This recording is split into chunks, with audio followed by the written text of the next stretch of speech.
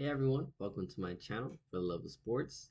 Today we'll be going over the second day of the French Open. We had a very good day yesterday. We'll recap shortly, but just want to reiterate something real quick. So we do have our best bets at the end of this video. We'll also have it on the comments section below. And I also add some bets in the post section occasionally. So make sure you have your notifications on and you check out whenever I add some bets. Without further ado, let's recap yesterday.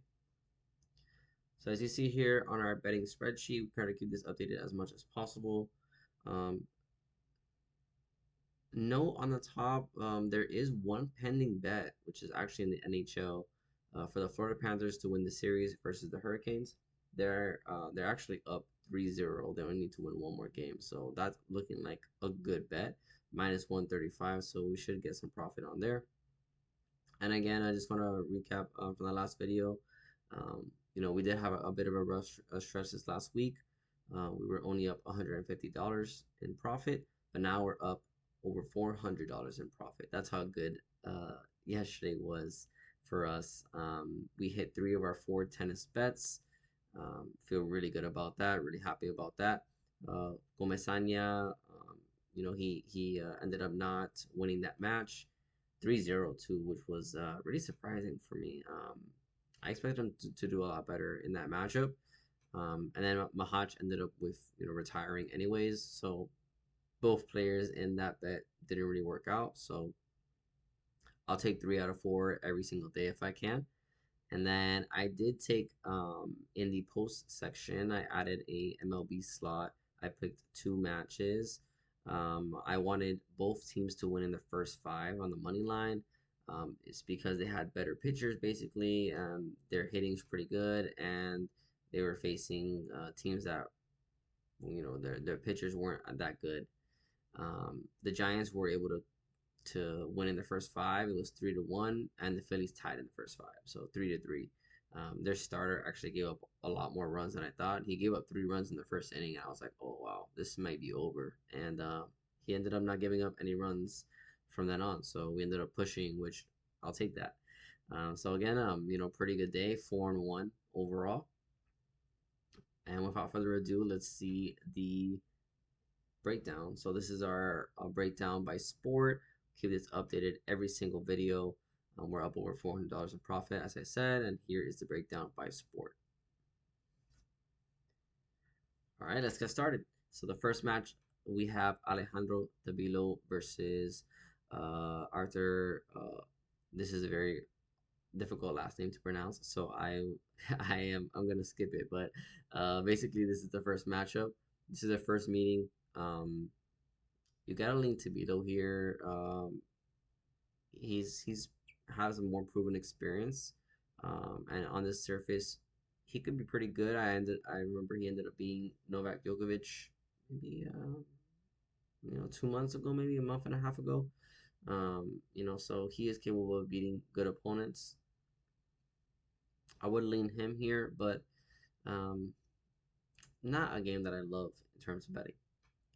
Next, we have Casper Ruud versus Albert Ramos Vinolas. The head-to-head is 4-4. Now the head-to-head is it's kind of misleading.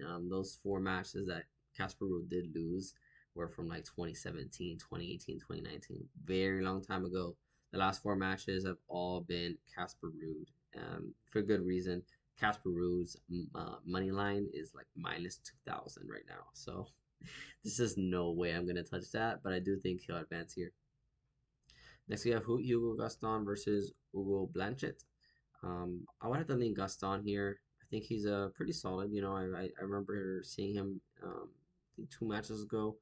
He played pretty. He was solid. He's not anything out of this world, to be honest, but um, I think he'll win this matchup here. Next, we have Luciano Dardari versus Sebastian Corda. This one's a coin flip, and it's a coin flip on the odds, and in my eyes, it's a coin flip for a reason. Dardari is definitely more of the clay court specialist out of the two, but Corda, Corda has his days. It's very difficult for Sebastian, to gauge Sebastian Corda. There's sometimes that I watch Sebastian Corda, I'm like, wow, he's really good, and other days I'm just like, wow, he is not producing today. So. I'm just gonna stay away from this one. Um, I wouldn't be surprised either way, to be honest. There are actually more matches than yesterday, so we have 6 of these pages to go. This is page number 2. We have Kekmanovic versus Sebastian Baez. Kekmanovic leads the head-to-head 2-0. Sebastian Baez, we backed him in his last match against Carabelli. He had like 17 break points. He couldn't convert any of them. I think it's just something in his head right now. He's lost 6 of his last 7, I believe. Um, it's just something's going on with him. Kekmanovic also leads the head-to-head 2-0. Is this the day that Sebastian Baez comes out and plays good on the clay? He's definitely capable of it. Um, I can't pick a side here. If I did have to lean someone, I have to lean Kikmanovic just because Sebastian Baez has been so bad recently. But this could be an upset for sure. Next we have Nishioka versus Alexei Popyrin. Nishioka leads the head-to-head 1-0. Um, I'm on Popyrin here. He's been playing better recently, and Nishioka hasn't really wowed me this season. Um, I do think Popyrin could take this one down. Just do I trust him enough at that price? I don't. Next, we have Zepieri versus Carlos Alcaraz. I don't need to tell you who I'm taking here. I mentioned in the last video. My favorite to win it all is Carlos Alcaraz. Probably a lot of people's favorites. Favorite, I mean. He's just a beast on the surface, man. He has been so good on the surface. This should be straight sets, to be honest. Next, we have Pablo Llamas Ruiz versus Alejandro Davidovich Fokina. Should be Fokina. He's been pretty good this season on every surface. Honestly, he's been really good. This is the first meeting, so we don't have anything to go by, but this should be Davidovich Fokina. All right, we have Daniel Altmaier versus Taylor Fritz. This is their first meeting. Um, I'm on Taylor Fritz here, fellow American. I try to take Americans when I can, and I do think Fritz has way more talent than a Daniel Altmaier. So I will take Taylor Fritz in this matchup. Next, we have Jerry Leheshka versus Jordan Thompson. This is their first meeting. Jordan Thompson has not been playing much. I know he's been dealing with injuries here and there. Leheshka played pretty good in this last tournament that he was in. He finally kind of like broke through in the clay. He hadn't really broke through yet, but seeing him, kind of had that breakthrough in the clay, showed me that I could trust him here. So I would have to lean Leheshka. The price is just too much for me. It's minus like 500, I believe. There's a lot of heavy favorites today, to be honest. So it made it a little bit difficult to pick good bets. I feel like yesterday was a lot more like minus 200, minus 300s, minus 100s, in those ranges. And most of the favorites now are like minus 500, 600, 400. So it's a little bit harder to find value, but I did end up finding some value. We'll talk about later on. Next, we have Bautista Agut versus Holger Rune. Holger Rune leads the head-to-head 2-0, and I do think he'll take this one as well. Um, Holger Rune has had some struggles this season, but Bautista Agut, he's not the player he once was. He's older, and Holger Rune does lead this head-to-head pretty comfortably, so I would take him. Next, we have Tomas Echeverri versus Stefanos Tsitsipas. Um, Tsitsipas leads the head-to-head 1-0. And I do think he takes this one as well. He should. Echeverry is a little tricky on the clay, though. He's played really good in that last tournament he was in. Um, he beat some quality opponents, and this could be an upset. Tsitsipas also hasn't played in a while, so in terms of volume, Echeverry just definitely has more volume or more practice. Um, I'd have to lean Tsitsipas here, but I'm not touching this in terms of price. Next, we have Jacob Fernley versus Stan Wawrinka. This is their first meeting. Uh, I would have to take Fernley here. I did not like what I saw from him in this last tournament, though, so I'm not going to touch this one, but I do think Jacob Fernley has enough to beat Wawrinka here. Stan, though, you never know when these big Grand Slams, when Stan's going to show up, and he's capable. Next, we have Karen Khachanov versus Alexander Vukic. I have not seen that name in a while. Alexander Vukic. Wow, he has not played in a bit. Um, Khachanov does the head-to-head 2-1. I do think Khachanov takes this one. He's like a minus 1,000 favorite for a reason. Um, just can't touch it with the price. Again, there's just a lot of favorites here that I have to pass on because of the price. Next, we have Sebastian Offner versus Jan Lennart Struff. Struff, we also haven't seen in a bit.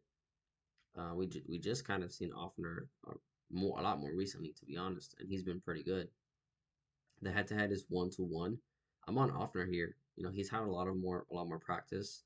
He's looked good recently, and on this surface, he's very dangerous. Struff, I really haven't seen much from him, to be honest, to take him here. So I will be on Offner. Next, we have Dennis Chapo versus Pedro Martinez. Um, Chapo does lead the head-to-head 1-0, but Pedro Martinez could be a tricky character in the clay. This could be a possible upset. I could see this one happening. Um, so lean Chapo, but I'll pass on that one. Next we have Filip Mesolic versus Boo. I'm on Mesolic here. While Boo, you know, he did play better on the clay recently. His overall form this season has not been good. Misolic on the clay, you know, he's a dangerous customer, so I do think he is favored for a reason. Next, we have Francisco Cerundolo versus Gabriel Diallo. Diallo leads a head-to-head 1-0, but that was on the hard court where Diallo's serve can really take a toll on a player. So you know he's not gonna have that effect on the clay, and Cerundolo on the clay. Oh boy, is he a mission to deal with. Um, he's another heavy favorite here. I do think Cerundolo takes this one down, but the odds are just way too high. Next, we have Terrence Eightman versus Richard Gasket. Um, I don't know. This is just not one of my more favorite games here. I'm just gonna pass. I don't even have a preference on this game, to be honest. I don't know. I guess fade Gasket. He has not been that good. I guess fade him, but I'm not picking that. Next, we have Ugo Carabelli versus Jami Munar, 1-1 head to head. This is an absolute toss up, in my opinion. Um, both players can play on the clay. They've been proven on the clay. Um, it's gonna matter who shows out. All right, and these are our last four matchups here. We have Christopher O'Connell versus Ugo Humbert. Christopher O'Connell leads 1-0 in the head to head. This is a possible upset, in my opinion. Ugo Humbert has dealt with that injury in his hand, and we haven't seen much of him for a reason. I think he's been dealing with that injury, and even when he has played, he has not been playing good in the clay. Christopher O'Connell is he's a tricky customer. He could be a difficult opponent, and I could see him winning this matchup. To be honest, I actually like Ugo Humbert a lot, so it's been hard, seeing him like this. Next, we have Marcos Giron versus Tana Griekspoor. Griekspoor leads the head-to-head 2-1. I do think Griekspoor takes this one down. He has beaten Giron on the only clay head-to-head, and Tana Griekspoor's form this season has been very good. Marcos Giron has been shaky in form at times this season. I would have to lean Griekspoor. He's been one of the most consistent players this season. Next, we have Nicholas Jari versus Arthur Fils. Arthur Fils on this surface, oh boy, is he going to be a problem. He is going to be a problem on this surface. I already know that he may be a possible upset later on to go far in this tournament. I really like Arthur Fils in this surface. I do think he takes down Jari without too much effort. And last but not least, we have Jannik Sinner versus Arthur Rinderknech. Sinner leads the head-to-head 2-1. Sinner looked really, really good in this last tournament. He played, the final against Alcaraz. What can you do? What can you do? Alcaraz was playing out of his mind in that tiebreaker and in the first set, and then in the second set, Alcaraz, Sinner maybe his mental was a little weak after losing that first set, and once you give Alcaraz a break that early, it's gonna be a problem later on. So, um, Definitely would have to go center here. All right, and then going into our best bets, we have two different best bets. We have Arthur Feast money line, Tony Grigsport money line, and Taylor Fritz money line. That's gonna be sorry about that. I actually had some of it on my screen there. So it's gonna be Arthur Feast money line, Tyler Grigsport money line, and Taylor Fritz money line. It's gonna be for minus 105. So Arthur Feast, we kind of touched on him, in this last page versus Nicholas Jari. He should take that one down. I really do. I'm very confident in him. Tyler Grigsport versus Jidong. Um, that's what we take Greeks for.